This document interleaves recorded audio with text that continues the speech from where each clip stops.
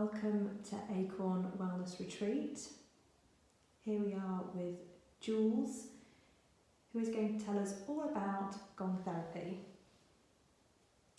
Jules, can you tell us about the gongs you've got here today? Yeah, absolutely. So I've brought two gongs today. They're both made by Paisti, which is a company based in Germany. They're very widely known for making really top class gongs. This one is an earth gong, so it is aligned at the same frequency as the planet Earth. It's also attuned to the heart chakra, so it's an amazing gong for working directly with the heart energy. It's very much energetic, this one, in terms of emotional energy. This one, they're both the same size, they're both 32 inch. And this one is also at the same frequency as the heart, but it is much more physical. This one's softer, this one goes in where it's needed. It doesn't mess about. They both sound quite different as well. This one is quite slow to build, and this one builds quite quickly. So I do have to play them very differently. But they're both absolutely amazing gongs and they're both amazing at healing. And what happens at a gong bath? What would a guest expect at a gong bath? So I would say that each gong bath is different, but there are some things that I do the same every time. Before people come, I always prepare the room and I cleanse the room. I use Palo Santo in the room to clean out any energy. What I don't need, I leave the door open a little bit so that energy can leave. I light candles, I have crystals in here as well. I prepare the space so that the beds are all laid out for the clients, for the guests, and so they can just come in. The room will be dimly lit. It's always quite dark, some fairy lights in, and that's all.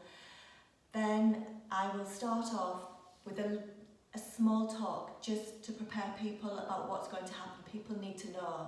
There's a lot of people who haven't been to a gong bath before and they like to know how the experience works. So I run them through exactly what happens.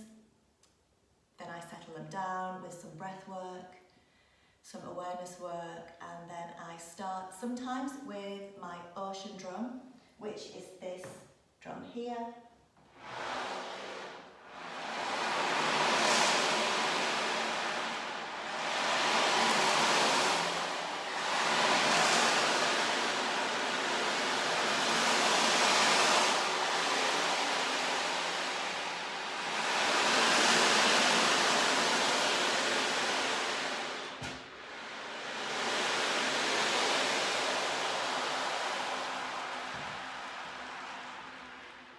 Or I might start with the rain stick. Then slowly I move into the gongs. I quite often begin with a reading as well, just to open people's awareness even more with a nice reading, what is apt to the intention we're working with the gongs. Then I'll start off really slowly and gently with the gongs, build up, move from gong to gong. And the gong bath lasts around 45 minutes.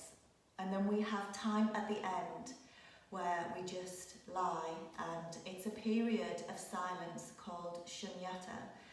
And shunyata means profound silence, and there's an awful lot of healing in that space. We're normally there for about 10 minutes, 5-10 minutes.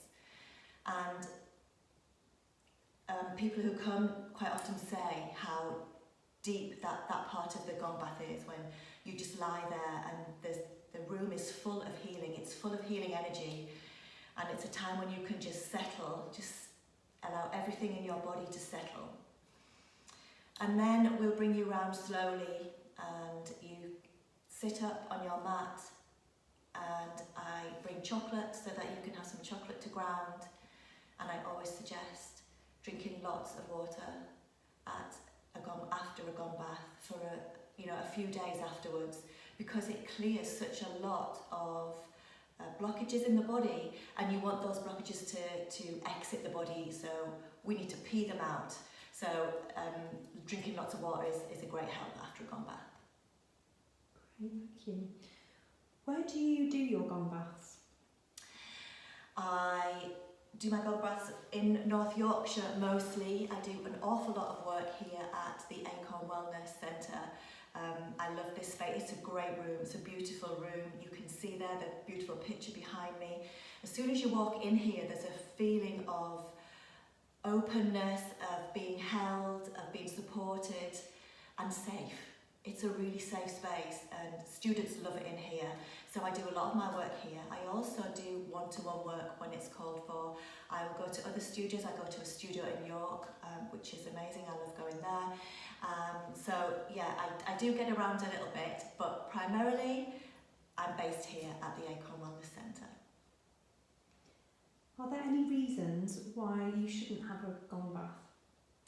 Yeah, there are contraindications, and it's really important that you are aware of the contraindications. So the first one would be anybody with a pacemaker. The sounds are so strong and the vibrations are so strong. So I have not mentioned the vibrations from the gong yet, but the vibration is what opens your healing capabilities. So the gongs don't heal you. The gongs are a doorway, a gateway for you to heal yourself.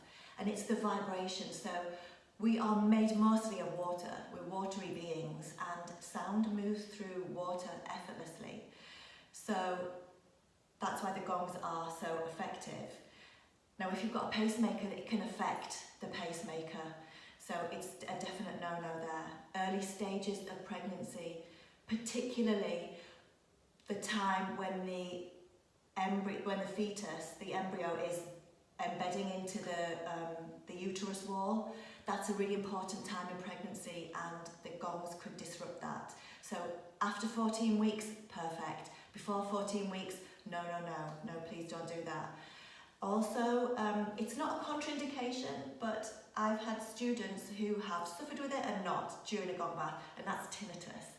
So I think it depends. I'm not sure, I don't have tinnitus, but I think it depends on frequencies with your hearing, and sometimes it can affect you, sometimes it can't. I've had people come in and have to leave because it was too much for them, and people come in and be really surprised. They really enjoyed it, relaxed, and were able to stay the whole gong bath. Jules, thank you so much for that enlightening mini interview, and I'm really looking forward to my next gong bath. Om Shanti. Om Shanti.